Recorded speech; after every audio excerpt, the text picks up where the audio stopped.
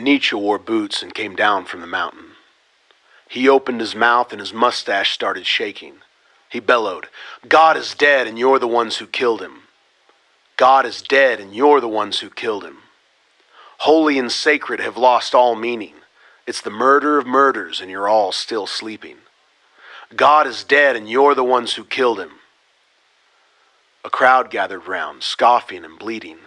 There were priests and queens and kings there among them, bankers and rabbis, imams and politicians, mothers and fathers and businessmen and women, citizens and slaves of the world's many nations, mocking and snarking, no hint of comprehension.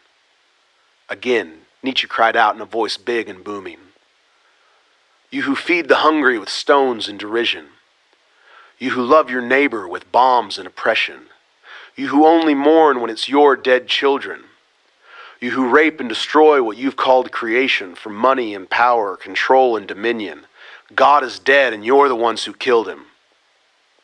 You who'd rather not see than be bothered with action, you who'd rather not know than be burdened with compassion, you who close up your ears to the cries of your neighbor while washing your hands as the earth groans plundered, robbing yourselves and future generations of health and wellness and peace and forgiveness. God is dead and you're the ones who killed him."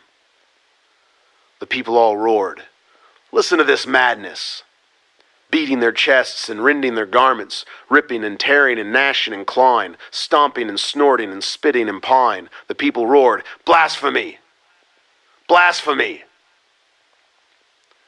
They grabbed at the man, but their hands passed right through him. They kicked at his knees just to find themselves falling. They picked up sharp rocks to stone him and kill him. The mob formed a circle to keep him from leaving. Tighter and tighter it closed in around him. Closer and closer they pressed down upon him.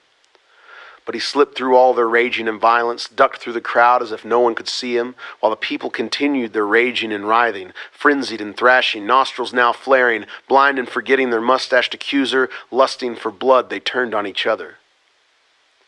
Nietzsche wore boots and walked back up the mountain. Overlooking the unfolding mayhem below him, he shook his head and sighed. Raising his eyes to the heavens, he said, "I told you so." And he burst into flame and disappeared. And the people devoured each other, and the field turned crimson, and the day turned to night, and the night turned to day, and the vultures got their fill of flesh, and the maggots grew fat, and the earth drank the blood of the masses.